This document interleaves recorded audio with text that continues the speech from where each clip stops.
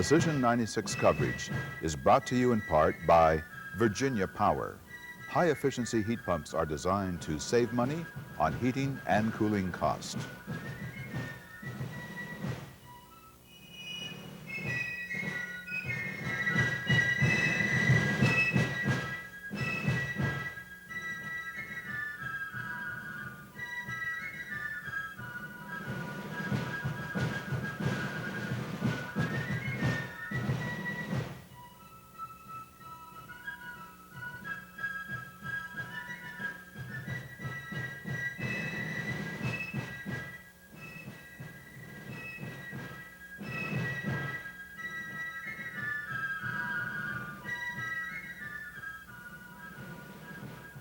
Voter turnout has been much heavier than expected, not only in Virginia, but across the nation.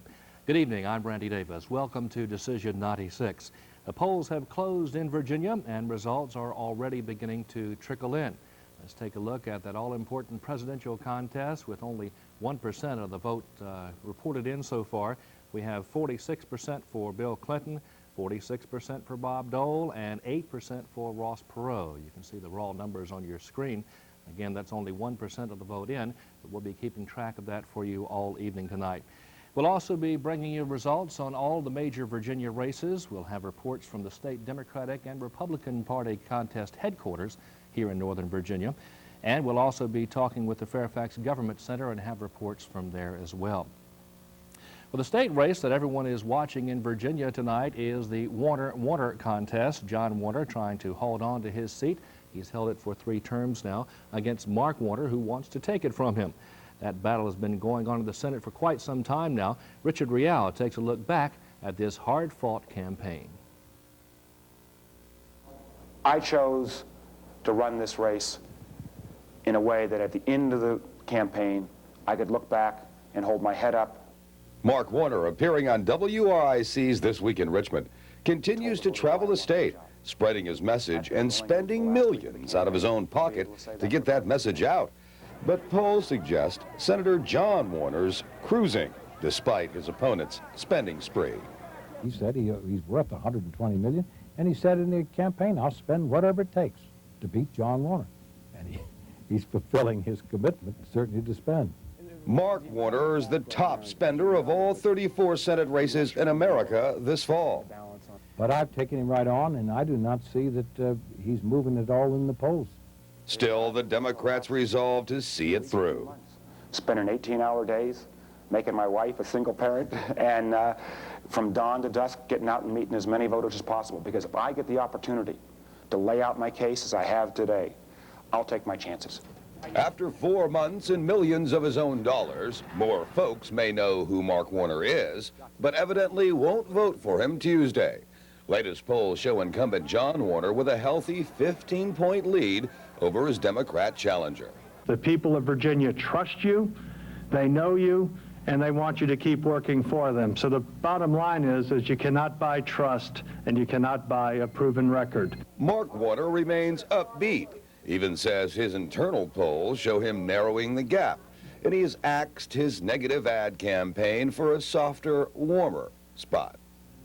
I'm a businessman, a husband, and a father, and I care deeply about the future of Virginia's families. What I wanted to make sure, before this race was over, that Virginia voters got to hear from me why I wanted to be hired for this job. But the other Warner's on a roll. He was even endorsed by the Washington Post, a rarity for a Republican. As for his opponent's personal spending spree, if he throws his money around like this in a campaign, what would he do with your hard-earned tax dollars? barring an upset of epic proportions, Mark Warner won't get that chance, at least this time around. It has been a fractious fight. Warner earned the enmity of Republicans, the hardliners, for bucking party nominees. My dear fellow, I've enjoyed public life. I'm simply a public servant. And I get all the rewards that one can possibly get from just being helpful to people. One of Virginia's most popular politicians of all time, Republican or Democrat, John Warner was forced to reach out to those people beyond his own party. I ran this campaign the same way I run my Senate. We get hundreds of calls, hundreds of letters, people asking for help. I give that help. I don't ask them if they're Democrat or Republican or Independent. I'm there to help, and guess what? They came to help me. His opponent, if you read, I guess you saw the Times-Dispatch on Saturday, his opponent's not just breaking Virginia records, he is breaking all records, United States records for spending. Now, my friends, I don't care how many negative ads, how many distortions, how many derogatory innuendo remarks he may want to come up with in these final days. There's one thing that his $9 million, and he'll probably spend over $10 million before it's all said and done, all his money that he's plowing into this, trying to degrade and denigrate a man with an outstanding record, what that can't buy is your vote. It cannot buy your trust, and it cannot buy a proven, experienced leader like John Warner. John Warner, you know that I'm the first statewide candidate in the history of the state to have received the endorsement of every single major newspaper in Virginia, 21. Is it a vote for breaking one record, or is it a vote for breaking that record? Thank you very much for all the hard work that each of you have done to ensure the re-election of the Senate, John Warner, Tom Bliley, and other members of Congress all across this state, and for Bob Dole and Jack Kemp. I need your vote, they need your votes, and from my heart, I humbly say to Virginia, thank you. I'm Richard Riel for Election 96. And with 1% of the vote in now, we have percentages in the Warner-Warner race.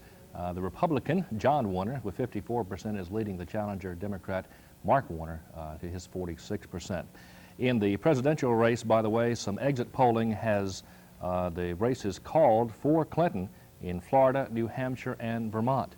So that's based on exit polling that has been done as those polls have closed there in Florida, New Hampshire, and Vermont, going into the Democratic column.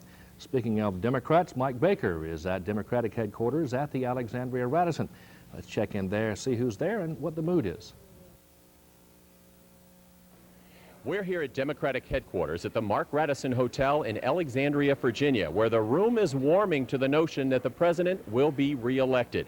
Regarding the 8th, 10th, and 11th congressional districts, however, I hearken back to a conversation that I had with Congressman Tom Davis not less than a week ago. He indicated that incumbents will be reelected. We have with us this evening Mr. Jim McIntyre. He's the press secretary for Congressman Jim Moran in the 8th Congressional District. And Jim, your notions on the congressman's statement? Well, there's no question that incumbents have an advantage in races like this. Name recognition, fundraising ability, the ability to project oneself onto the voting population. But it's also true that incumbents who don't represent their districts sufficiently will lose. It happened in 1990 when Congressman Moran defeated Stan Paris, and it could happen again. And so Congressman Moran takes nothing for granted. He doesn't try to sleep on a lead or anything. He is out always fighting to represent his district in Congress. And so although incumbents do have an advantage, it's certainly not a lock. And I think that Congressman Davis would make a big mistake if he tries to sleep on a lead. The congressman was particularly upset with the notion that we could cut taxes as dramatically as the Republicans were proposing. In addition, he was very alarmed at the idea that the Department of Education would be done away with. Is that true? It is true. Congressman Moran's first priority is to cut the deficit, and he believes that the deficit cannot be cut if we cut taxes too much. He's in favor of targeted tax cuts, but this 15% across the board tax cut would ruin the deficit and really make it hard to deal with things in the future. The Department of Education, you're talking about thousands of jobs there, most of which the holders of those jobs live in the 8th District or the 11th District. And you're talking about a huge impact on the economy of Northern Virginia. The congressman would fight any attempt to do that. not only to protect his constituents, but because he thinks it's bad government. The Department of Education administers great programs, and it should be kept. Your prognosis on this evening? I'm confident Congressman Moran will be rewarded by the voters for representing the 8th District with vigor and passion, and I look forward to a good win tonight. Well, congratulations, and thank you for being with us. We also have with us Miss Kim Allman. Of course, she is the campaign manager for Tom Horton, who's running against Congressman Tom Davis in the 11th Congressional District. Your notion that incumbents are going to be the winners tonight? Well, I'll wait and see. I mean, I hope Congressman Moran wins. We're certainly looking forward to that, and looking forward to President Clinton and Vice President Gore winning as well. You know, the incumbents have a nice lead on us as far as money raising and all that. They have. It's been tough, really tough to compete with that. But we fought very hard. We worked very hard at grassroots, and we're going to have one tired candidate tonight. I'll tell you that. Well, I know that Mr. Horton was particularly alarmed at the notion that Head Start would be cut. Is that correct? Oh, absolutely. And that was really his impetus for running. I mean, education's his #1 issue. And the fact that the 104th Congress took a real hit at Head Start and student loan funding really fueled him along the campaign trail. You've seen, of course, the lead smallen somewhat in the last days of the campaign. Your prognosis on tonight? Well, I think we're going to have a really strong showing. You know, I know Congressman Davis has been out there working very hard as well, but you know, Tom Horton, don't cancel him out yet. I mean, he's worked very, very hard. Kim Allman, thank you very much for being with us. I know your beeper's going off right there. We're at Democratic headquarters in Alexandria, Virginia for Decision 96. Thanks, Mike, and we'll be checking back with you later on in the evening to see how things change there. Over at Republican headquarters at the Fairview Marriott, we have Richard Rial standing by live. Richard, what's the mood like over there tonight? Well, you know, Randy, it's kind of the mood of almost two different campaigns here at the GOP headquarters here in Falls Church. On one hand, they're very expectant of the re-election of Senator John Warner, and of course the early polls are bearing that out, or at least the exit polls and the first percentage of folks that we've had come back in terms of the voting from across the state. On the other hand, there's very real concern here, though, for what's happening with the Bob Dole campaign. He's already lost some states in terms of exit polls. Of course, they've been waiting for that one for a while here. And then again, in terms of Republicans, they're hoping to hang on to both the House and Senate. That's probably the key that folks are looking at. You can even look in the last couple of weeks of the campaign where some folks were shying away from Bob Dole and saying, let's go directly to maintain, in terms of the GOP, the control of Congress. Senator Warner was up early this morning. He had voted in Alexandria about 7 o'clock this morning. He visited more than a dozen polling places, and we asked him how he felt, but he said he, as an old farm boy, the rooster doesn't crow until after the sun sets. Kind of mixed it all around, but certainly that's his point right now. He'll crow after the polls finally come in. As a matter of fact, Senator Warner, Randy, had planned to come down here and talk to a few of us a little earlier on today. Some of the early polls, though, had the race a little tighter than maybe what he thought.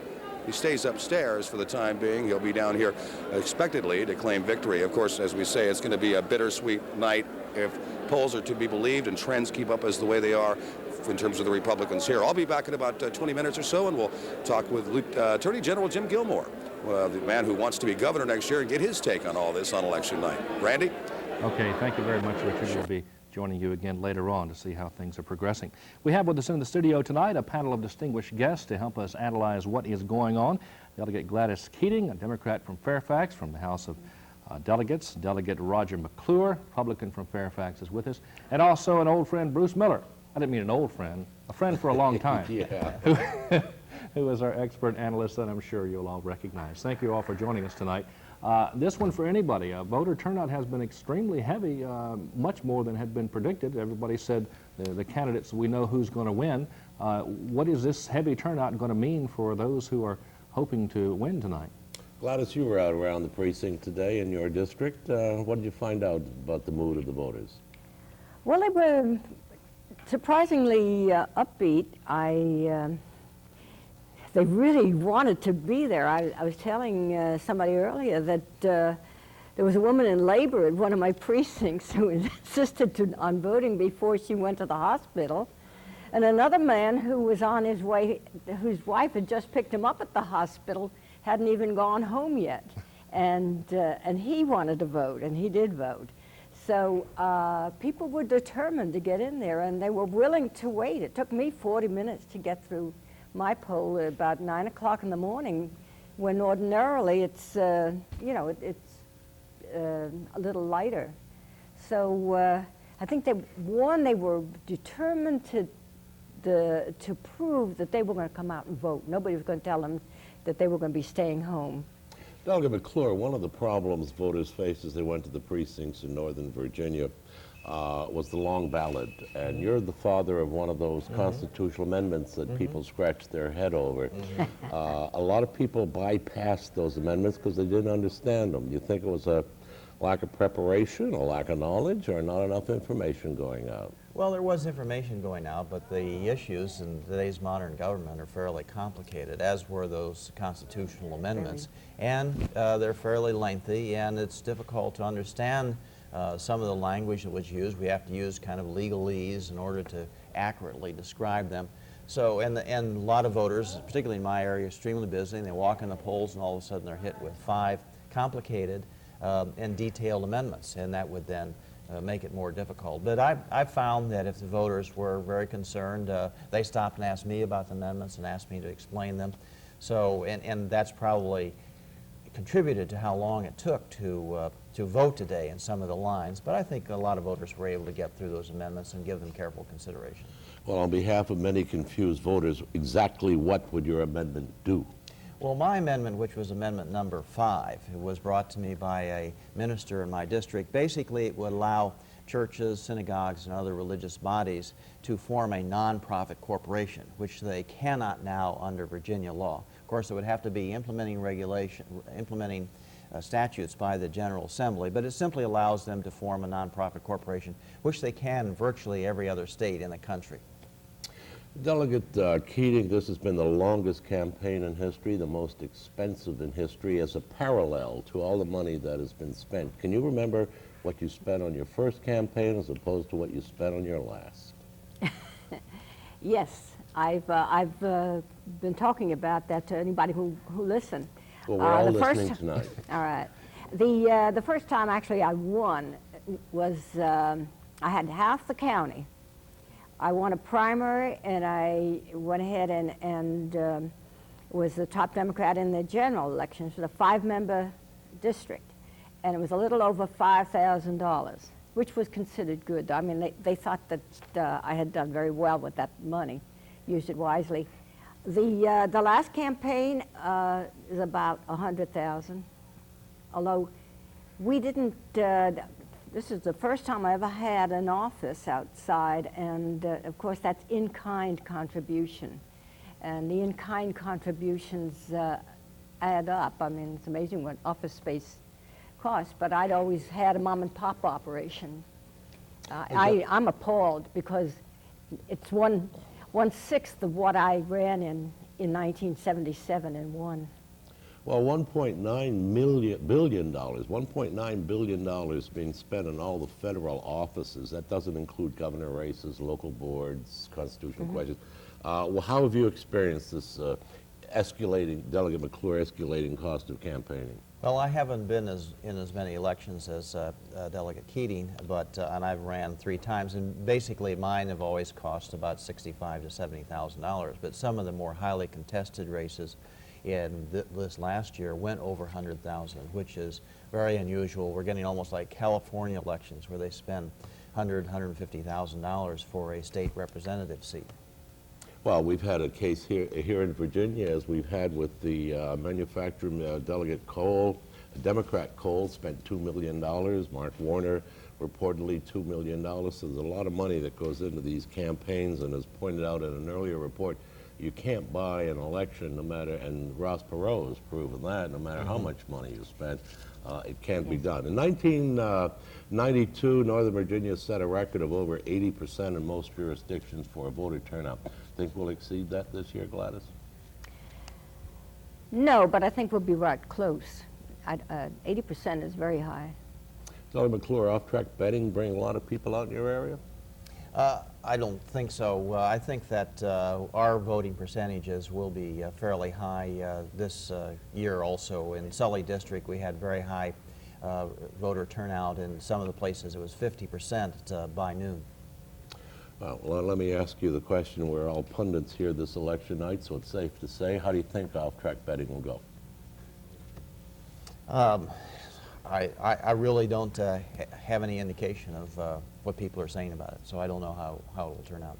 But we'll tell you later on when we get results coming in from Manassas. Back to you, Randy. All right, be back to you in just a moment. We want to go out to the Fairfax Government Center now, where Andy Chalnick is standing by, watching the results on a local level. Andy, what's happening? Randy, there's not much happening out here. They're having a little bit of problems getting the numbers up on the screen. We've been waiting for it. Quite a few of the news bureaus out here have been anxiously waiting for the numbers to come across. I have nothing yet, and hopefully they'll be coming up in the next few minutes. That's all I can report right now. There's very few people out here at this time. We're just waiting word. Okay. Andy, thank you. We'll be checking back with you as soon as those numbers start to come in. We do have now some projections from some exit polls of President Clinton winning in Florida, Vermont, New Hampshire, Ohio, and West Virginia. Delegate McClure, we were talking about this a little bit before we went on the air here. Does this portray, what we're trying to say, does this mean bad things for Bob Dole? It certainly does, Randy. A Republican candidate has to carry Florida and traditionally would carry Vermont and New Hampshire. Ohio was really one of the battleground states, probably the battleground state of this election. And if Clinton is carrying it, then Dole's candidacy doesn't look very favorable at this point. We're hoping to do very well, though, in the House and pick up seats there. Let me interrupt with one thing to Delegate McClure. It has said that no Republican has ever been elected without carrying Ohio. Right. Will that change now? I don't think so. Not with losing Vermont and New Hampshire and also Florida, if that's what the exit polls are showing. I would have not expected Dole to carry West Virginia. That's a Democratic state. But Florida and the other states are devastating to the Dole campaign. There's an interesting tidbit, Randy, on West Virginia, a little old lady down in the valley, $1,000 campaign against Jay Rockefeller, and the reason she's running is he had no opposition, so she's going to give him some. Or she did up till today. Well, speaking of tidbits, I understand that Strom Thurmond has won re-election in South Carolina, according to the exit polls. And I heard the other day that his babysitter had pledged to vote for him. He's 93, and she's 104. Yeah, I've read that same article. So he's still running strong at 93. What effect do you think that Motor Voter has had this year on turnout? And there has been some confusion at the polls as to who was and who was not registered, I understand today. But did it bring a lot of people to the polling booth? Yes, Will it make a difference? It drove the people at the different precincts out of their mind. It was a very, very difficult. Obviously it has a lot of quirks in it, and the registering, there was nobody there, or they weren't given the correct information so that they didn't get everything down that they should have. Neighboring Montgomery County experienced that in Maryland, where a lot of people turned up and their names were not on the list and they weren't able to vote. But to illustrate your point, Randy, voter registration since the last presidential election in Virginia increased by 260,000 people. That could be attributed to Motor Voter. Okay. Yeah. Let's see the latest results we have now. I think we have some new ones in on the way things are going. For President, 2% reporting in now. Clinton and Dole, you see the numbers there. It's still a bit early to call anything, but Mr. Perot holding us on. I think that's probably about where he had expected to be, at least with those number of precincts. 3% in, John Warner holding a lead over Mark Warner, the Democrat, in that race. In the 8th House District, with 2% of the vote in, Congressman Moran is holding a lead there, an early lead. It's kind of difficult to make judgments with just 2% in, but I don't think there are any surprises there so far. The 10th District, Congressman Wolf also holding a lead over his challengers. And that's it. Okay. We're still getting the results trickling in here. I don't want to ask for anybody to judge anything on those results. But just overall, in the few minutes we have remaining here in this segment, do you think people have gotten the message that this was an important election? We've had a lot of talk about voter apathy, but if the turnout has been as high as we think it will be when the numbers are counted, Has the message gotten through that there are some things at stake here? I think the message, Randy, got through to the people. The Sunday morning pundits and all the talk shows were gloom and doom, and no one's going to turn out, and none of the above, and all that. I don't think we're going to see that this election year, Gladys. Not at all. I mean, every month for the last 6 months or so, I have seen 500 newly registered voters. And I really, regardless of whether it's so easy to register through the motor voter, I think that they just wanted to be involved in this race and realize how much was at stake. Certainly in the Centerville Chantilly area, which is a generally Republican area, we had very heavy turnout, heavier than many people had expected and heavier than we've seen in other presidential years. So I think, at least in my area, people weren't apathetic. They were coming to vote, and they were very serious as to why they were there and what they wanted to do. Looking at the early returns that Randy was talking about, it would appear that we're well on our way to seeing the incumbents in Virginia reelected, return to office. I don't think we're going to see that in other states. Would you interpret that, Delegate McClure, that Virginians are happy with the representation? Well, the Virginians are happy with the representation where the representation is. I mean, many of for example, in Congress, they're generally the people who are representing Democrats are representing Democratic areas, and Republicans are representing generally Republican areas. And I think Senator Warner is very popular. Well, you got a Republican in the 1st District, Herb Bateman, that the Democrats didn't even put an opponent against, Gladys. That's always a bad thing. But you know what I am looking forward to? I am really looking at the vote to see if Bill Clinton can take Virginia. Why is it a toss-up? In all the polls up until Election Day, they can project and predict what will happen. It's the first time in, almost over 20 years that Virginia is not one way or the other. It's a toss-up. It's just very, very difficult to figure out. But Virginia just has gone Republican in its national races and Democratic in the local races more, except that that trend has been changing, as you can see by the makeup of the General Assembly. But I really think there's a chance that Bill Clinton can take it, and I'm looking forward to the figures later on tonight. I think Delegate McClure will speak highly of Governor Allen's Republican win there in the State House. Yes, I certainly will, and we're very hopeful that Virginia will stay in the Republican column. I'm encouraged because of the strong Republican vote turnout we had in my area this year, and that should help keep Virginia in the dole column. When Gladys, when you look at the returns, that may not be final at least Wednesday, key precincts going to tell you something about your race coming up in a year? I think so, yes, because people have been saying my district is changing, and this is why I'm always, because it's changing and that so many people are coming in, and I always have opposition because they feel that, somewhere along the way I'm not going to be able to keep up with it all. And your analysis, what are you looking for when you see it precinct by precinct, male and female?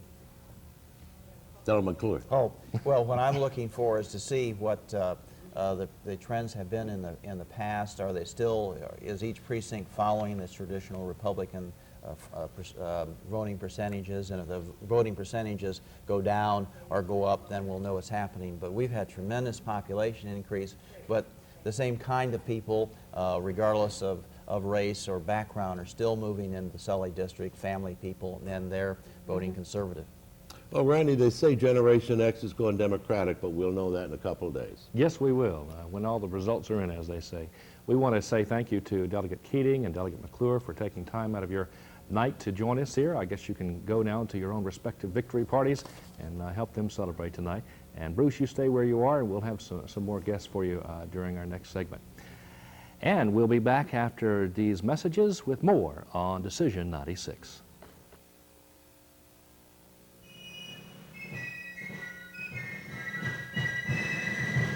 Decision 96 coverage is brought to you in part by Virginia Power. High-efficiency heat pumps are designed to save money on heating and cooling cost.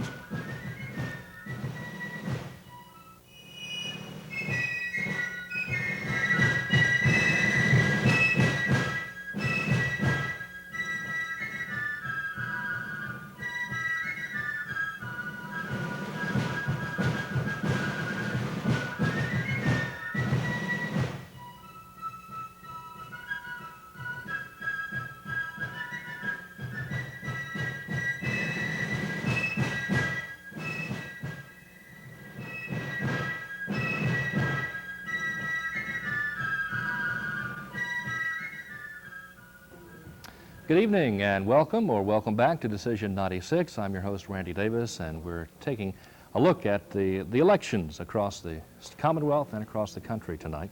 In our previous segment, we had with us Delegate McClure of Fairfax, and he was the patron of one of the 5 constitutional amendments that have been on Virginia's ballot today.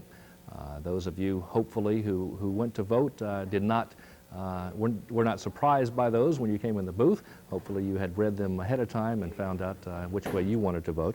But we'd like to take a closer look now at what they were meant to do. Barbara Berlin prepared this report for us on the 5 constitutional amendments. Approval from 2 sessions of the state legislature is required just to get an amendment on the ballot. With that done, the people now get the final vote. In fact, one amendment concerns the voting procedure itself. Passage will make it easier for those who move within the state to vote in their old precinct until registering at a new address, and brings Virginia into compliance with the so-called motor voter law, making voter registration more uniform in state and national elections. But Governor Allen, for one, sees too much federal regulation at hand. Not only are they dictating that we spend money and it's a mandate, but we even need to amend our Constitution. And in fact, this is the second time the Constitution of Virginia has to be amended because of a law passed by Congress. 2 other amendments would affect both criminals and crime victims. The first allows the General Assembly to define by law a Bill of Rights for victims, a policy our Attorney General believes is long overdue.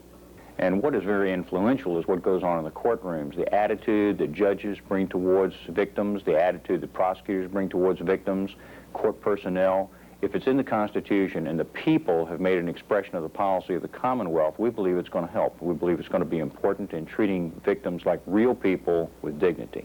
Gilmore also urges passage of the amendment allowing the state to appeal cases to a higher court. That right is now available to convicted criminals, but not given to prosecutors.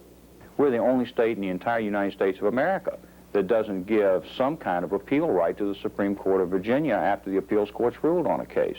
This is just leveling the playing field, giving a fair opportunity for the people to have their day in court, too. What the amendment won't change is the double jeopardy rule. The law prohibiting trying a person twice for the same offense will still be upheld. Should the Constitution allow religious groups to incorporate? That's another question you'll see on the ballot. The law now prohibiting churches and synagogues in Virginia from incorporating actually dates back hundreds of years and was meant to prevent a state-sponsored church from organizing. But supporters of this amendment say in this day and age, with everybody suing everybody, allowing religious groups to form nonprofit corporations would actually protect individual members from liability in a lawsuit. And finally, shall the retirement system for teachers and state employees have its funds kept from financing other state programs? The amendment sponsor says passage will allow the retirement system to become a professionally run business. It guarantees the retiree, the state employee that pays into the retirement system, that this money is theirs and can't be spent for other things, and it's more or less a guarantee. And designed, Walker says, to keep politics out of the state retirement program. But even with these measures being passed by voters, we'll likely see politics back in the process. Amending the Constitution defines what to do. Then it takes further action by the General Assembly to define how to do it. I'm Barbara Berlin, Decision 96. And now joining us from our Richmond studios, we have former Governor of Virginia, L. Douglas Wilder. Governor, are you there? Fine, Randy. How are you? Fine. I'm not going to introduce you as an old friend this time. I made that mistake last time. You've been a friend for a long time. Just a friend of long standing. There you go. We appreciate you taking time to join us tonight. We have here in the studio with us joining our discussion some distinguished panelists as well, Senator Joe Gartland from Fairfax and Delegate Vince Callahan from McLean, as well as Bruce Miller's here also. And he's going to help us analyze what's going on so far. Good. Governor, tell us from your perspective how the voting went today. We had a huge turnout, and will that have an effect on who wins and who loses, do you think? Well, I think so. I think the larger the turnout in this instance, particularly if Bill Clinton seems to be successful, if he continues in that successful mode, it would obviously help Mark Warner in terms of garnering some of that coattail effect. Also, it shows you that a lot of people are very interested in what's going on, notwithstanding what people were saying earlier. And I think also, if you have this big turnout, and if John Warner, for instance, is held to single-digit figures, it says that you can't pay attention to polls. I know a little bit about that, too. Okay, Governor, I know that during your administration, you had some involvement in getting the constitutional amendments to the point where they could be on the ballot for us to deal with today. Yes. Did Virginians go to the polls understanding what they were voting on in those cases? I don't know that in each instance people do know, because, as you know, very little advertisement is given to these constitutional amendments. The gentlemen who are there, both I know have served in the capacity of passing on them in the legislature, and they're not sexy items. They don't elicit a lot of attention, and a lot of people are not exercised over them until today, when they see them and they see the results. Interestingly, the one incorporating churches is the one that's not running as well as the others.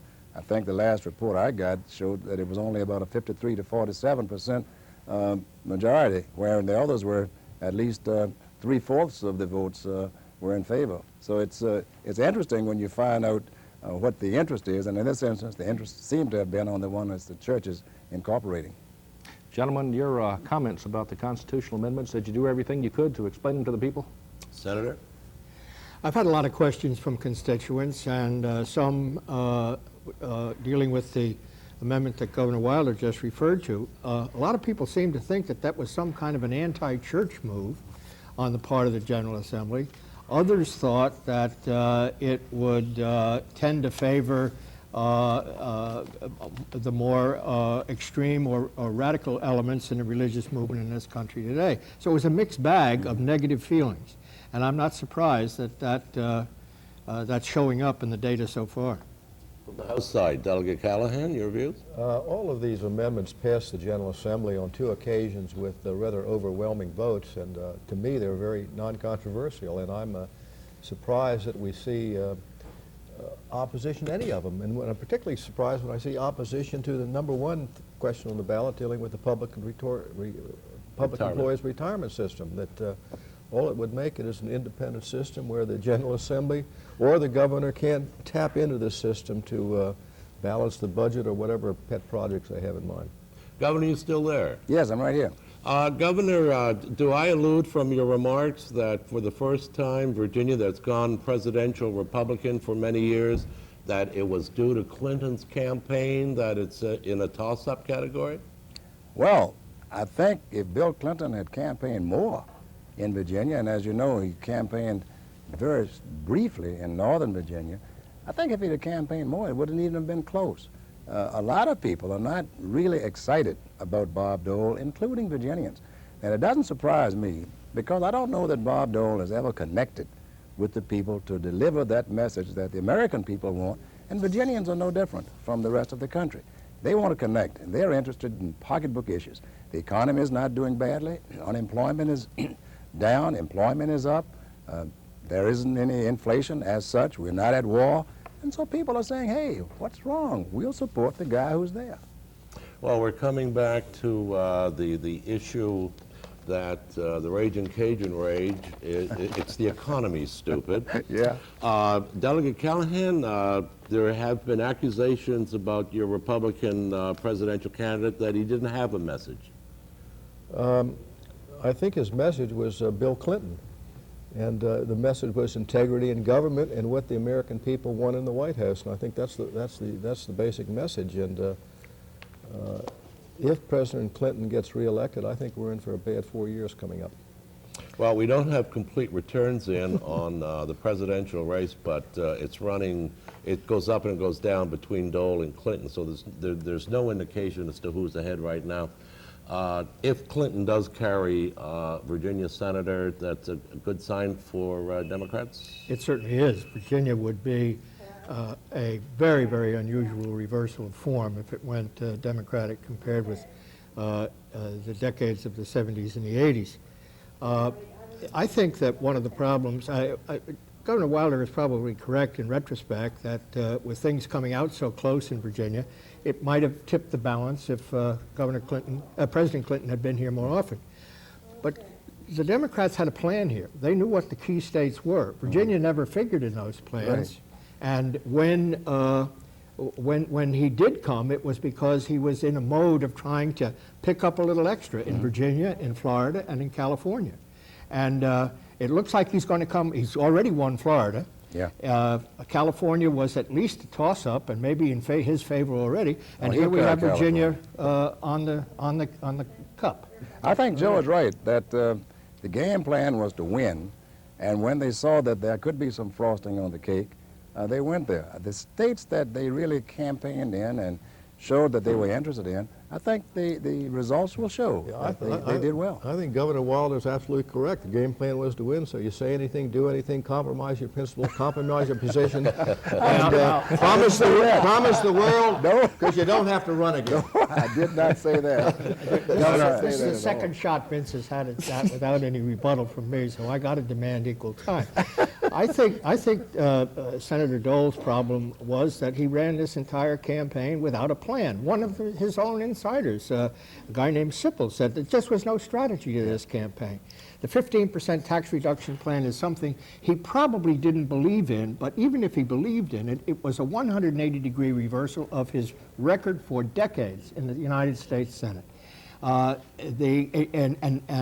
the people didn't believe it, he was left without anything else because he had no other issues to run on except negativism. And if this race proves anything, it's going to prove, I think, that the American people are finally sick and tired of that and are going to change some politicians' habits. Well, I know of a campaign worker for Dole who said every Friday they look forward to seeing what next week's issue is going to be. Governor, you made an easy projection, I think, being astute to politics as we are up here, that Clinton will carry California. Would you go out on a limb about Texas? About what, Texas? Texas. I was in Dallas just Saturday, and that is very close. I wouldn't say at this point that I think that, Clinton would carry Texas. I was in Florida a couple of weeks ago, and I came back convinced that he had an excellent chance of carrying Florida, and as you pointed out, he has. Texas is a different ball game. They vote there, as you know, over a 2 to 3 week period. They've got open primaries there for the very first time in that state's history as a result of the redistricting decision by the U.S. Supreme Court. That's thrown some other things. And then George Bush, the young George Bush, the governor, is there. He's not unpopular, and he's campaigning hard for Bob Dole, and that's going to help a lot. Governor, thank you for joining us for this segment. We'll be talking with you again later this evening. You. I know Good to be with you guys. You have other things to do. We want to get back with you on that. First, though, we want to go and see on the boards where we look right now in the U.S. Senate race for Virginia. We have 10% of the vote in now. John Warner maintains a lead, 117,000 to Mark Warner's 98,000. 10% of the precincts reporting. In the 5th House District, only 2% in, but Landreth still has a lead of 12-20. Well, actually, it's still this first time we've seen this. A lead over Virgil Goode. I don't know that this is anything we can point to with certainty now with just 2% of the vote in. We will be watching that closely as the night goes on, as the senator tries to win election to Congress. The proposed constitutional amendments, the one we were talking about moments ago, with 1% of the precinct reporting, shows 53% to 47%. Again, kind of hard to judge any finality with 1% of the vote in, but we will continue to update you as those returns come in. Gentlemen, is it true that Virginia is finally emerging as one of those battleground states for the presidential race? We actually had some candidates come into the state this year and campaigned a little bit. Can we look forward to that in the future, you think? Senator? Well, you know, emerging seems like it never was a battleground. It certainly has been in the past. It went into eclipse in the years of the Byrd machine's dominance and became uniformly a Democratic state. Well, I'm sorry, after Roosevelt, uniformly Republican. When the Byrd machine left, it voted for Lyndon Johnson, it voted for John Kennedy, and it's a shifting kind of a situation. There has been more dominance by Republicans than Democrats, obviously, in recent years. Okay, Senator, emerging, I don't know. I hate to interrupt you there, but we have standing by at the Republican headquarters the Attorney General of Virginia, who is with Richard Riel. Richard? Hi, Randy. Yes, here at the Republican headquarters, there's an expected mood. As we said earlier, everybody here expecting the win for John Warner, and so far the numbers that you're telling us, that's holding up. They're also hoping against hope that Bob Dole can pull the upset of upsets in the presidential race. And, of course, everybody keeping an eye on what's happening in terms of the House and Senate and who will take control of the Congress.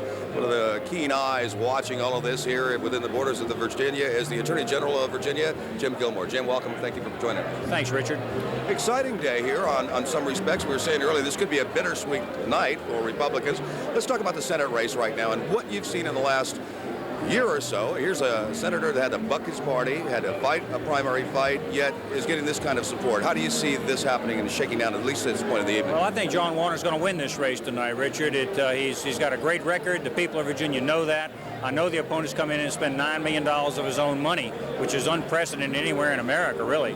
But nevertheless, I think John Warner's going to win this race.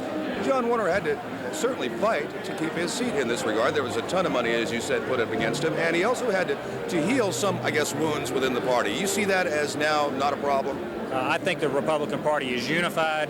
I think that people are together in this party. They understand the importance of moving ahead to the future, and that's what we're doing. And then when Virginians look to the future for a vision, they normally vote Republican. There was some talk during the campaign, and Mark Warner certainly said this. Don't you vote for John Warner just to thank him for his stance against Oliver North? You see that as somewhat, there had to be some votes out there that said John Warner stood up to Oliver North, whether we liked him or not, and even from Democrats and independents. I think that the strength of John Warner has been in the record that he has. The work that he's done on behalf of the shipyards, the work that he's done on behalf of the technology community, he's represented Virginia well, and that's what he ran on, and that's what people heard, and that's what people judged him on, and that's why I think he's going to win. Certainly important, his standing on the Transportation Committee and what could be his standing on the Armed Services Committee, considering the economy of Virginia. Well, that's right. The Transportation Committee is very important. Transportation is important across Virginia, particularly here in Northern Virginia. And at the same time, as the #2 man on the Armed Services Committee, Virginia is a very important military state, and John Warner has really stood with the military families of Virginia. Let's talk about the presidential race. Bob Dole could be the first guy, as I said last night, first Republican not to win Virginia since the Beatles were on Ed Sullivan. I think you and I may remember that, and other people may not.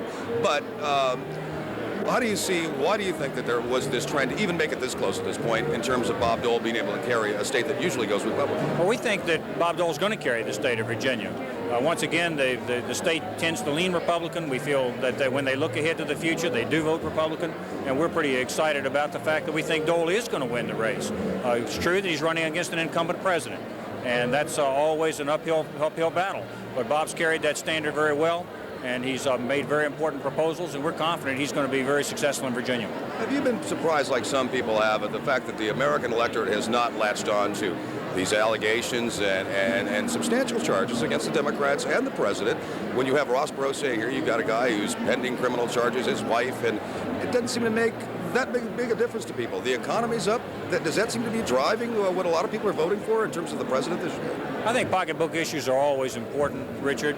And I think that, again, the president has moved around quite a bit over the last year in order to position himself for this race. We think Bob Dole's going to win the election. If he doesn't, then let's see what Bill Clinton looks like, whether or not he's going to lurch to the left the way that he did in his first administration. But let's just see. We may never see that eventuality. Very critical in terms of the House and Senate races in Virginia as well. You have a couple of open seats going. You've got incumbents that you want to retain.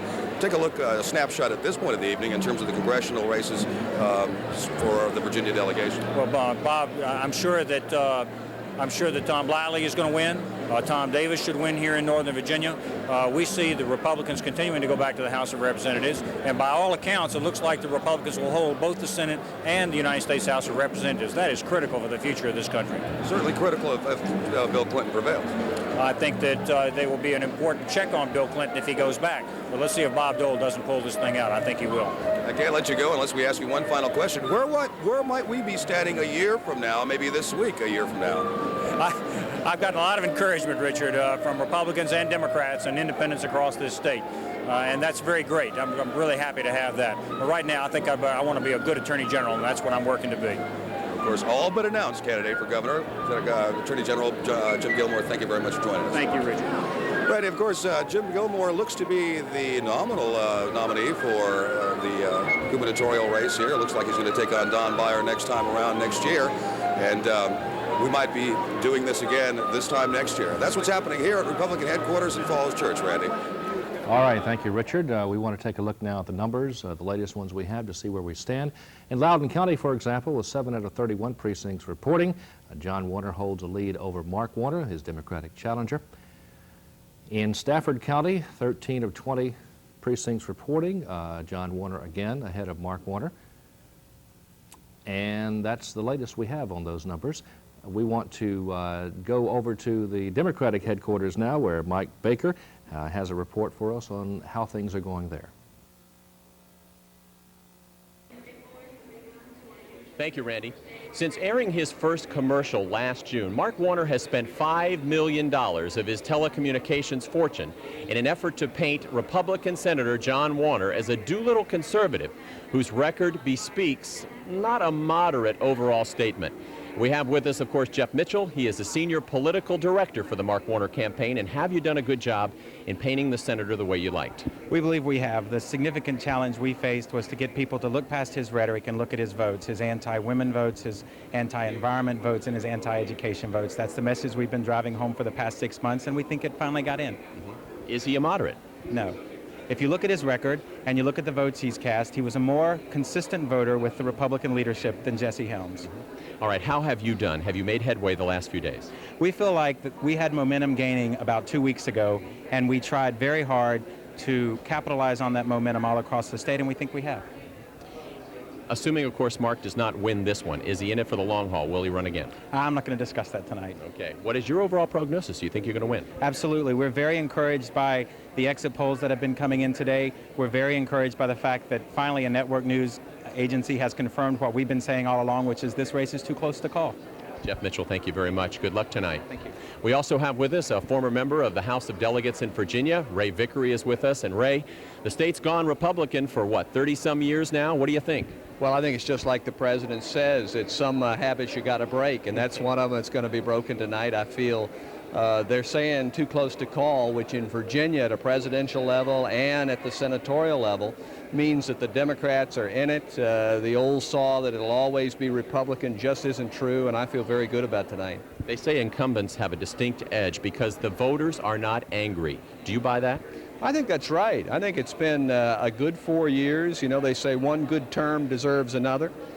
People know that the president has done very well. They know that Mark Warner has a great background in terms of building jobs and building prosperity. And so I think that that has a lot to do with it. The voters understand the basics of what their own pocketbooks are telling them, and their pocketbooks are telling them that the Democrats are doing a good job. Your prognosis for tonight, Tom Horton? I think Tom has a real good chance to win this. I think that's another one that's too close to call, but he's run a great race. Bob Weinberg. Bob Weinberg, I think, will improve on my showing in 1992 with Frank Wolf. That's a very tough one, but it's not over till it's over, and I'm looking forward to an improved record there. Thank you, Ray Vickery. Good to see you again. So good to see you. This is Mike Baker at the Democratic headquarters for Decision 96. Thanks, Mike. With 10% of the vote in the Virginia Senate race, it appears that John Warner is holding his own.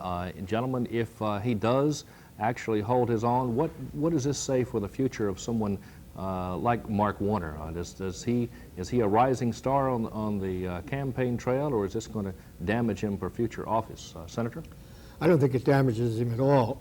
I think Mark has demonstrated a personal commitment of enormous proportions, expressed largely in the funds of his own that he's put into the campaign. But the man has been an indefatigable warrior in this race, and has really pulled himself up by his own bootstraps.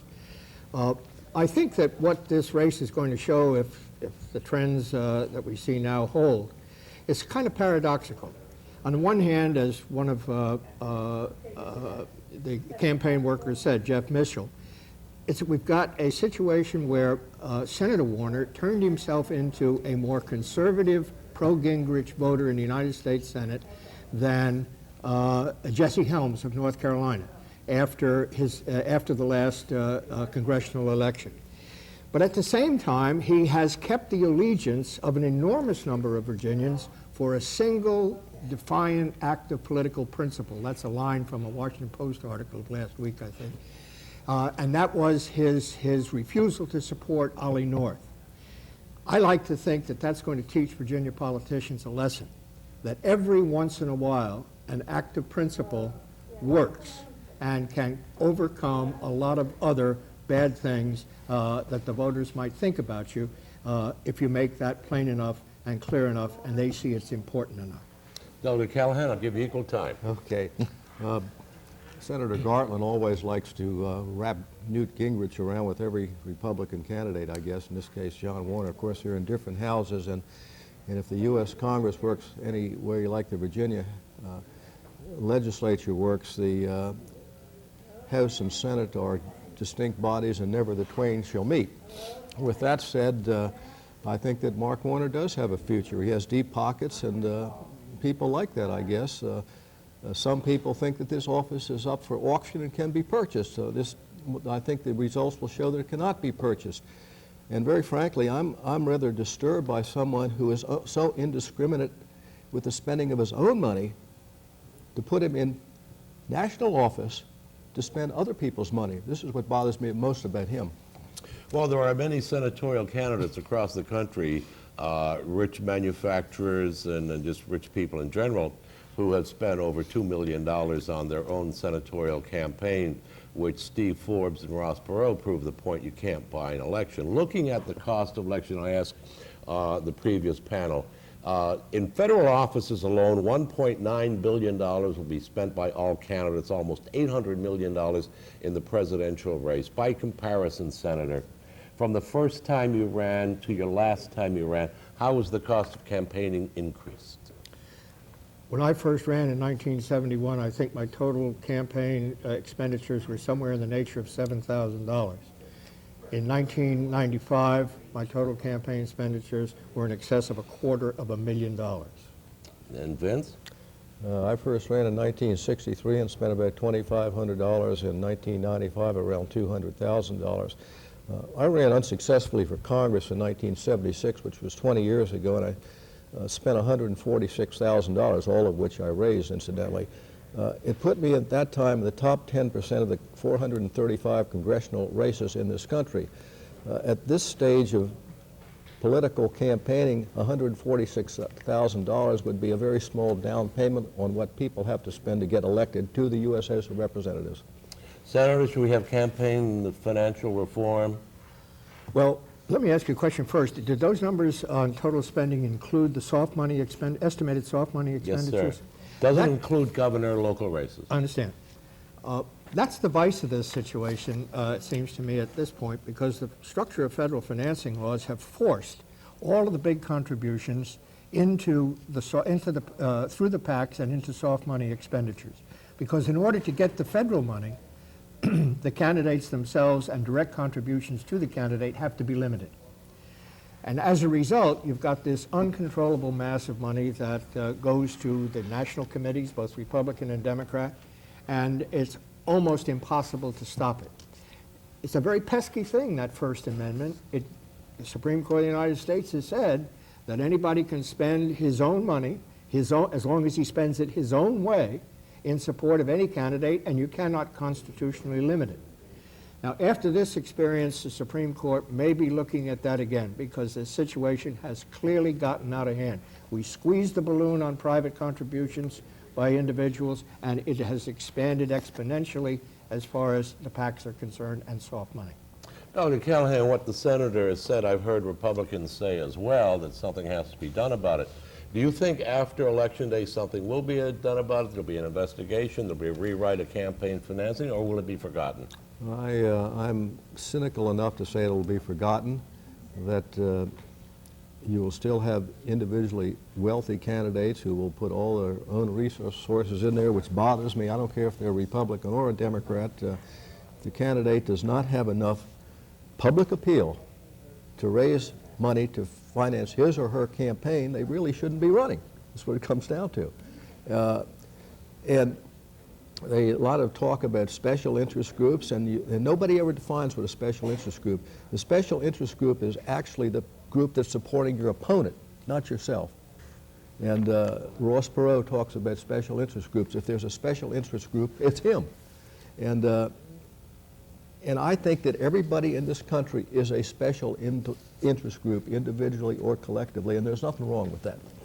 All right, well, you get a chance later, I'll ask you about labor's money against Republicans, but back to Randy. Okay, let's take a look now at some of the updated numbers we have from the races we're watching tonight. For president, 3% reporting in now, and it's still a lot closer than I think a lot of people would have said. Again, it's hard to predict with 3% in, but Clinton maintaining a small lead with those numbers in. We also have numbers from Fredericksburg, 1% of the precincts reporting there. John Warner leading. I don't think we've seen Mark Warner in the lead in any of the precincts or areas we've looked at so far tonight. And in the 11th House District, we have Congressman Davis maintaining his lead over Tom Horton with 25% of the precincts reporting. 4th House District, 4% reporting. Norm Sosiski maintaining his seat over Mr. Zivgolis in that race. And that's what we have up to date so far. Barbara Berlin is at the Richmond Hyatt tonight, reporting from Republican Congressman Tom Bliley's headquarters. Barbara, what's happening there in Richmond?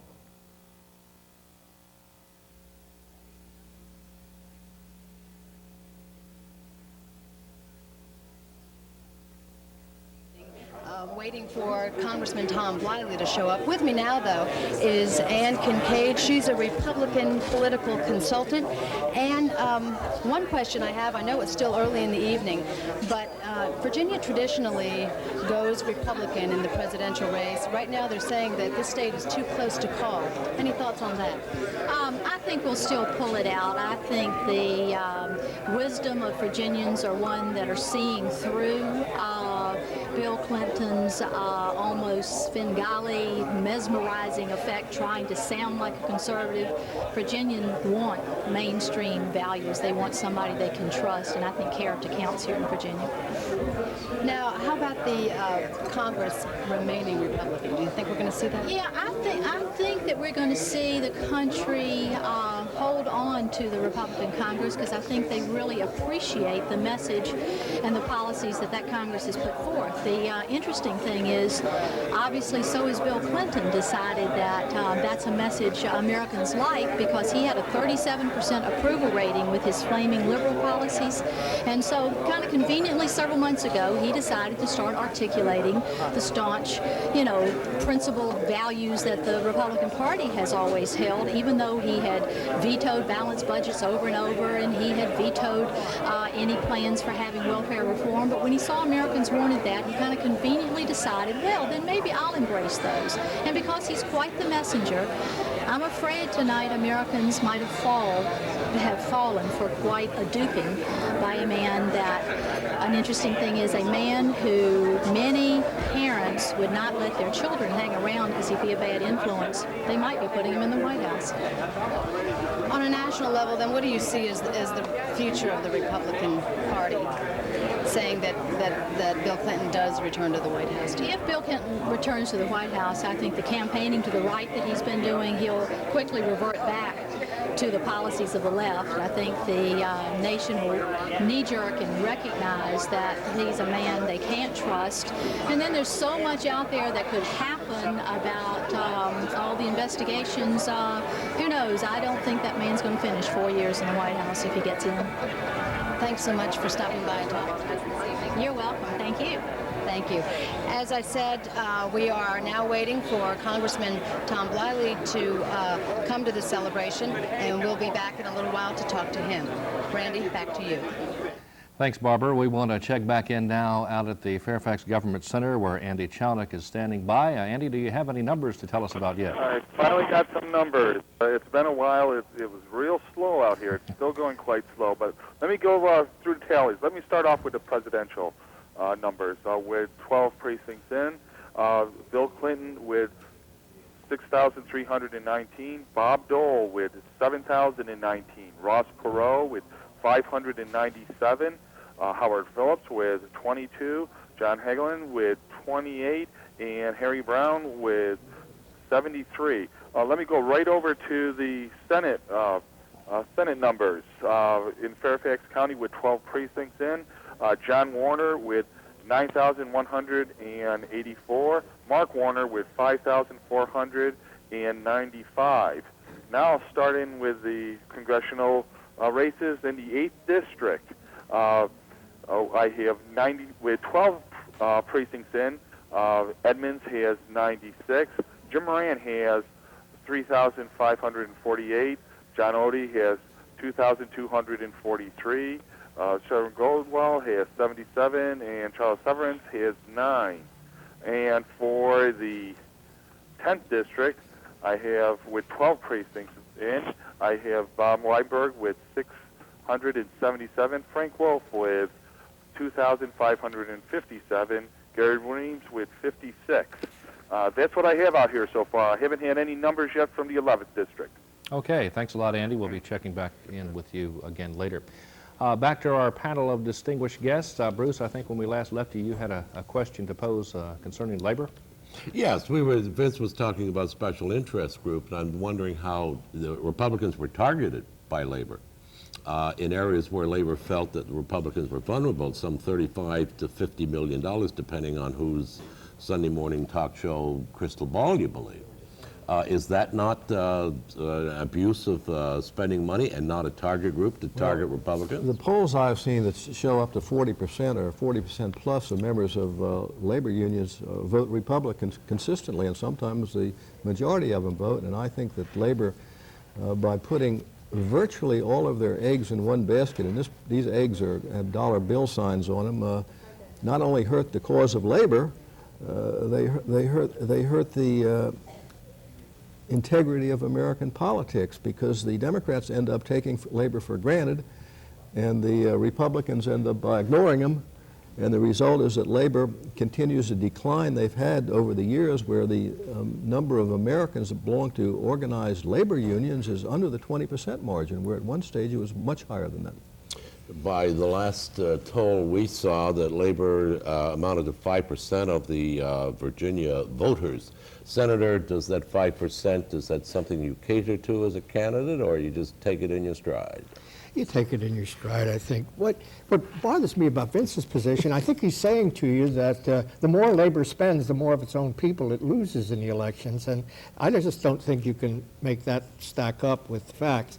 Labor is the oldest organization in the country, oldest special interest group, and it's proud to call itself that. It's for the working people of America.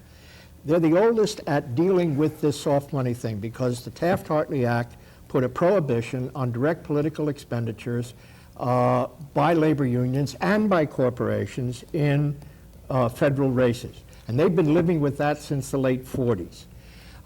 What they did start to spend this year, like many other special interest groups, like the Chamber of Commerce, Manufacturers Association, and so forth, was soft money. And that's what I was referring to before. That's where the problem lies. It lies in soft money, whether it's business money, it's labor money, it's teachers' money, it's agricultural money, any of the major money blocks in this country. Well, you hear a lot of talk about the Indonesian, the Taiwanese, and others who have put money in through a firm they have in this country, although their headquarters is in another country. But Vince, according to statistics of the FEC, the Republicans have got more foreign soft money than the Democrats. Well, I haven't seen this statistic, but whether they have or not is immaterial. I think this money should be banned. I think there should be no foreign influence on elections in the United States, be they federal elections or state and local elections. I think this is something we have to, legislation has to be passed to address that. In San Antonio, the first comment that the president made regarding soft money and campaign finances, he said only a U.S. citizen is allowed to give money to a campaign, which Dole readily agreed to that point. Do you? I agree to it, and I thought that was already part of the law. Senator? My understanding is that anybody who is admitted here for permanent legal residence can make a political contribution. And the vice of the ones that have come to light so far doesn't appear to be that they have violated, either on the Republican or the Democratic side, that basic principle without having been corrected as soon as it was discovered on both sides again. Well, that's and I don't know that you can, that it would be appropriate for federal law to ban political contributions by somebody who lives here, has been admitted for permanent residence, is paying taxes, and that sort of thing, living up to all of the obligations of a citizen. Well, there are both sides of the story, Randy, and we'll continue on later. All right, let's switch over. We're fortunate to have both the Democratic and Republican state quarters up here in headquarters in Northern Virginia this year. Richard Rial is over at the Republican headquarters, and we want to check back in with him now and see how the atmosphere is. Richard? They're pretty upbeat at this point, Randy, here. Of course, Senator John Warner maintaining the lead right now, and of course they're hopeful of what might happen with Bob Dole. Right now, we're with the Republican, the party chairman of the Republicans, Randy Forbes, the delegate from Chesapeake. And Randy, certainly at this point, we're feeling hopeful of John Warner's numbers are holding up at least so far in terms of what we've got in returns. Bob Dole may have a ways to go across the country, looking okay in Virginia. Let's take the Senate race, though, first. It's been a tough campaign for the senator. It's been a tough time for the Republicans that were divided at one point somewhere. How do you look back at what's happened over the last 10 months? Richard, first of all, we've heard a lot about the divisions, but we believe this is a united party. We've had the party, the Republican caucus, and the General Assembly. We've had the governor, the attorney general, all pulling together in the same direction. We think that is a very united party. Secondly, it is tough when you're outspent as much as Senator Warner has been outspent this campaign, but he's made up for it with literally an army of volunteers all across Virginia that we think made the difference, because they know what Senator Warner has meant to the Commonwealth in terms of jobs and the economy in this Commonwealth. Let's talk about that economy question, because a lot of elections come down to a pocketbook issue, and certainly here in Virginia, when you have the chairman of the Transportation Committee and you have the second ranking man on armed services, certainly means a lot to the state in terms of what John Warner has done and can do for the Commonwealth. Well, as I've gone around the state with Senator Warner, you'd be surprised at how many individuals that we've had just come up to him and say, thank you, Senator Warner, for keeping this job here. It means so much to me. It means so much to my family. I think today we've seen those individuals come out and vote for Senator Warner. You know, one of the things that Mark Warner said as he went around the state was, don't give a vote to John Warner just to thank him for going against Oliver North. There had to be some of that in there, though, today. I don't know. You know, I've heard Senator Warner say repeatedly this was a two-man race. It was between him and Mark Warner, and Ollie North wasn't on that ballot, and I think people voted today for John Warner. Let's talk about the presidential race. Earlier on, I was listening to former Governor Doug Wilder on the earpiece here say that maybe Bill Clinton could have come to Virginia a couple more times and they could have locked up this state. Still up in the air at this point. But Virginia has gone Republican, as you know, since the last 32 years. Why was it so tough for Bob Dole to break through here? Well, I think you had just so much money that had been spent against Bob Dole, Newt Gingrich, and the Republican Congress all over the country, and certainly people look at the national media coming in at 6:30 every night. But one of the things that Virginians always do is they vote for character, and that's why we believe when they took all those issues, they put them in a bag and shook them up, they wanted to return character to the White House, and that's why they voted for Bob Dole. Virginians may well have, but that certainly hasn't caught fire across the country. Why do you think that is?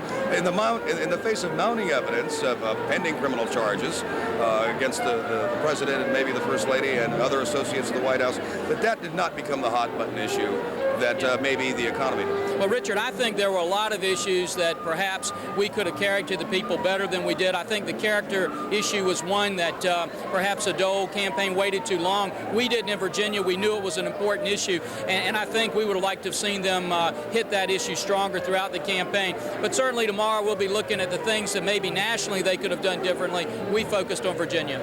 As far as what will happen tomorrow, one of the big questions, of course, should the president be reelected, is the control of Congress. It's very critical to your party.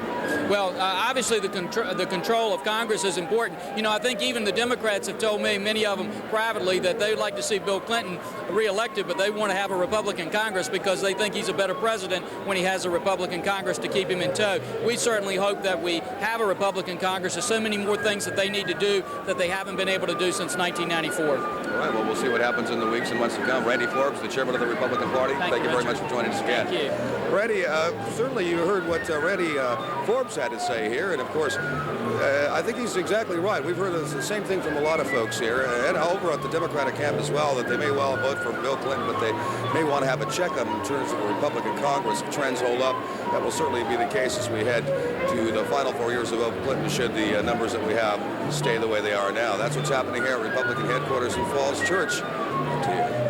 All right, thank you, Richard. And those numbers are indeed changing. Let's go to the boards and see where we stand so far. In the city of Fairfax, half the precincts in, John Warner appears to be winning handily in Fairfax City. In the county, the same deal, not quite as much of a lead, but 12 out of 194 precincts reporting. In the 8th House District, we have Congressman Moran maintaining his lead over Mr. Odie. And as we move along, 12 precincts reporting. Well, that's the continuation from the 8th House District, where they have quite a few candidates. Show you the numbers there. The constitutional amendments, number 1, apparently is winning, 13,000 votes to 6,000. The number 2 constitutional amendment, again, favorably reported so far. In number 3, the Commonwealth's right of appeal, winning as well. And number 4, the voting and voter registration, winning. And finally, number 5, the one on religious denominations, looks like it's going to be too close to call. It's obviously a lot closer than the other ones have been, and we had some earlier discussion on that, and there may have been some confusion as to what actually that does. It's still too early to tell, gentlemen, about where the control of Congress will rest as a result of today's election. And something I'd like to hear a comment from both of you on is a poll that said while most Americans were favoring Bill Clinton, the Democrats that were polled were favoring retaining a Republican-controlled Congress. Is that an accurate reflection of what the Democrats are feeling? And what does that say about checks and balances between the two branches? Senator, I'll let you handle that. That's not what this Democrat feels. We've had quite enough, I think, in this country of Newt Gingrich and his minions as the Speaker and leadership of the House. And hopefully that period's going to be over. Vince and I have been around here long enough to know that the system of checks and balances, a healthy contest, hopefully not partisan, but a healthy contest between a president and a Congress, a governor and a General Assembly, is a good thing for a nation, one of the wisdom of our founding fathers. I would be surprised that Democrats really feel we need the congressional leadership that flunked its test on the contract with America in the last 2 years that has gone down in the estimation of the American people almost like a dead stone. It's been an incredible performance, and I can't believe any of them think that Bill Clinton or the country needs that kind of a legislature. Well, it'll be a long evening till we get the final results of that, Senator. But Vince, on that point that was brought up, and Richard Riel brought it up, the Republican National Committee in the latter days of the campaign started an ad campaign across the country that you don't want to hand Bill Clinton a silver platter, vote Republican for the House. Do you think it's going to be effective? I think it'll be effective. I think you should put this in historical context. The Democrats have controlled the U.S. Congress, House/Senate, and/or House or Senate since 1932, with very few exceptions, the most recent being 1994 to 1996. And you basically had one-party government in the one of the branches of government. And you really haven't had that system of checks and balances when you've had a Democrat in office. And I think the American people are just too smart to give Bill Clinton a rubber stamp to do what he will probably do, abandon his platform, and go forth and do what he's going to do. He doesn't have to worry about getting reelected to anything anymore.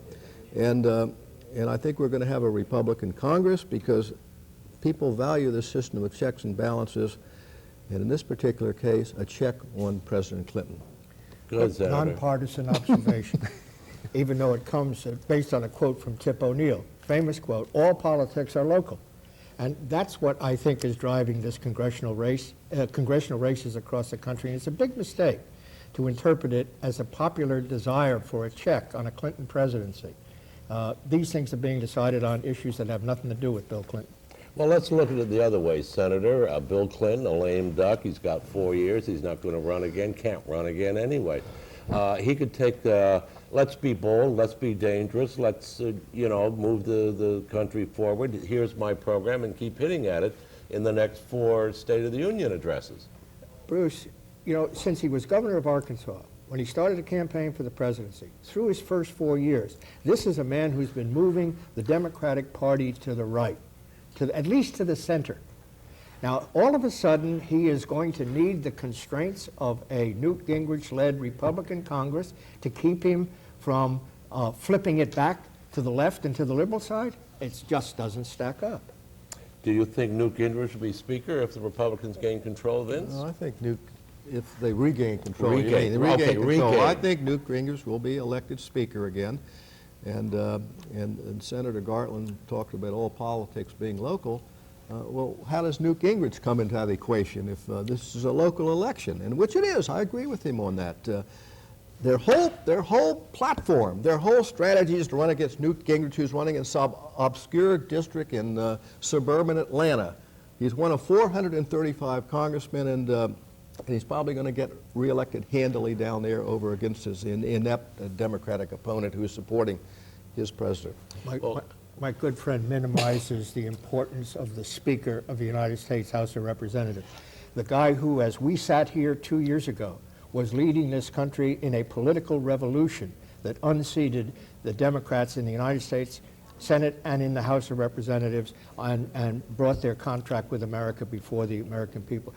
You know, he may have been elected in a single congressional district, but Newt Gingrich's influence was pervasive in this country over the last 2 years. All right, let me change. I want to get an inside answer from you, Senator.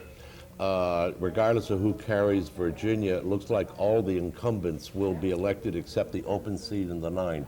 Virgil Goode is a lead in the polls. He's lead in the exit polls. Should he become the congressional representative, will it change the makeup of the Virginia State Senate? Well, we're going to have to fill that seat. Right. And I don't know who the Republican yes, I do. Dudley Allen is reputed to be the Republican nominee. And I've heard recently that Roscoe Reynolds, a member of the House of Delegates whose House district is in Virgil's Senate district, is the likely Democratic nominee. I predict a close but tough race with Roscoe being elected and preserving the 20-20 balance in the Senate. Will it change any of the committee assignments? No.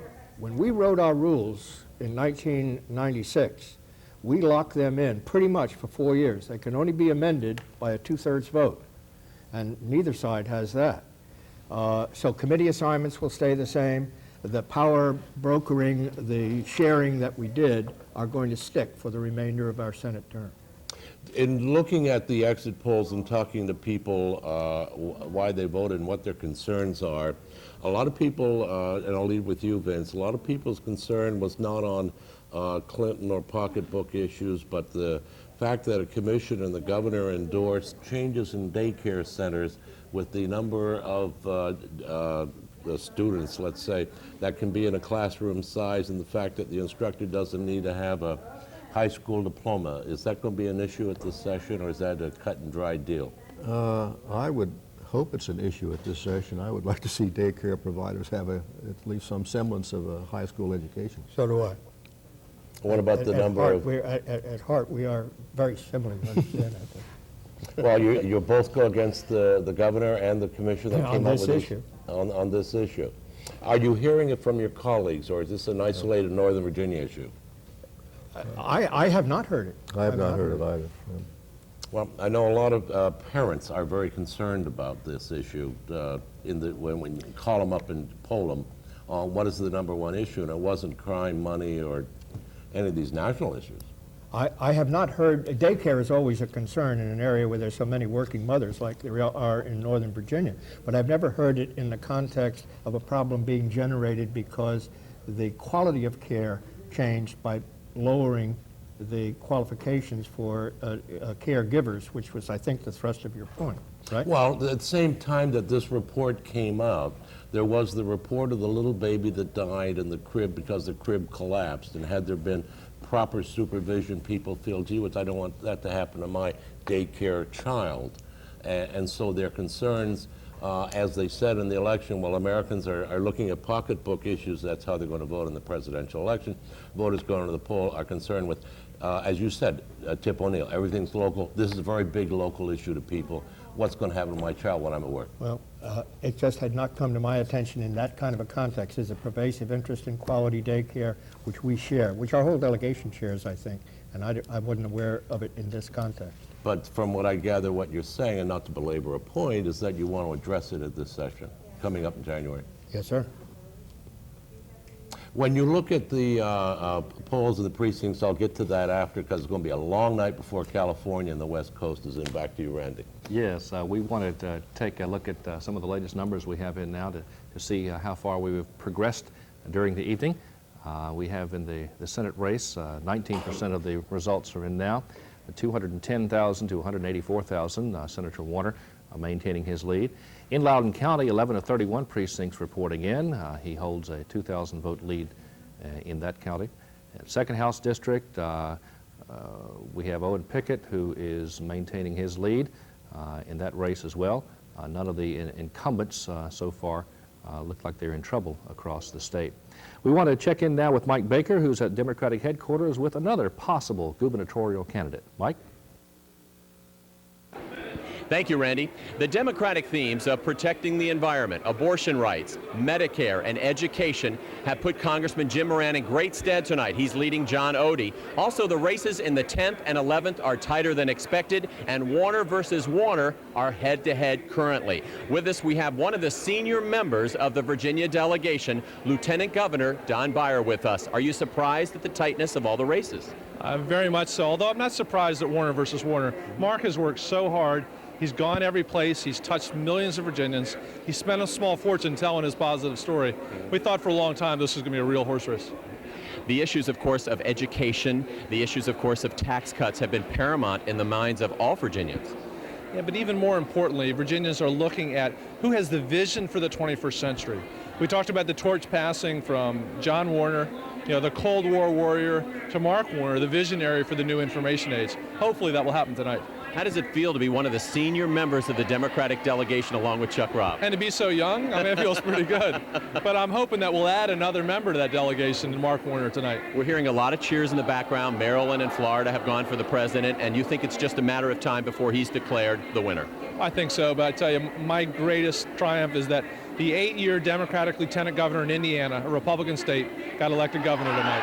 That's marvelous. Do you think that Newt Gingrich has caused more damage than he has helped in this particular election? Well, I think Newt has actually helped Democrats a lot the last 2 years. and if we pick up things, I mean, in many ways, Newt is responsible for the re-election of Bill Clinton. There you go. Lieutenant Governor, thank you very much for sharing some time. I know you want to go see what's going on. It's interesting to see what all those cheers are about. Yes, thank you very much. Thank you. We also have with us one of the young, up-and-coming politicians in America today. He happens to be the mayor of my hometown, Alexandria, Virginia. Kerry Donnelly is with us. And first of all, congratulations. It looks like Congressman Jim Moran is going to return in the 8th Congressional District for his 4th term. And I'm sure you were out campaigning for him. Yeah, absolutely. Well, Jim's probably going to get about 70% of the vote, which in this district is a great percentage for him. And more importantly, he deserves to be reelected. He's one of the most dedicated and hardest working members of Congress that we have over there, and he clearly represents this district.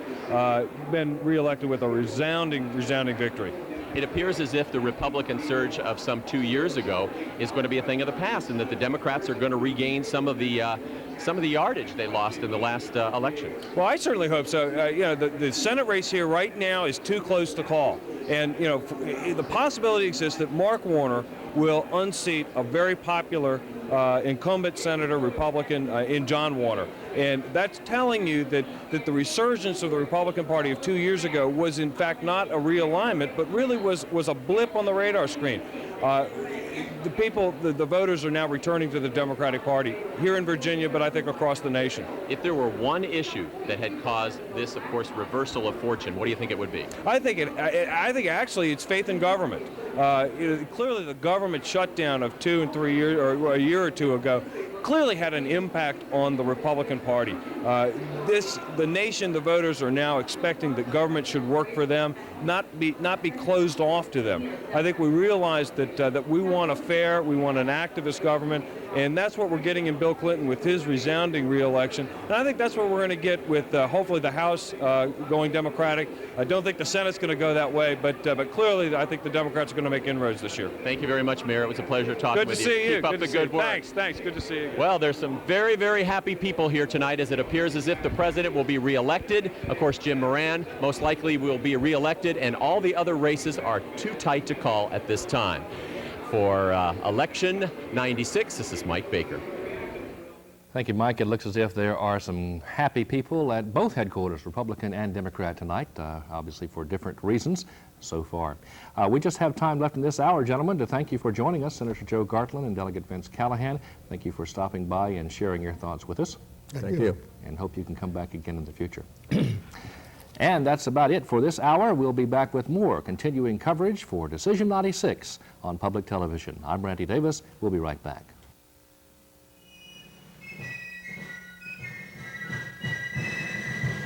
Decision 96 coverage is brought to you in part by Virginia Power.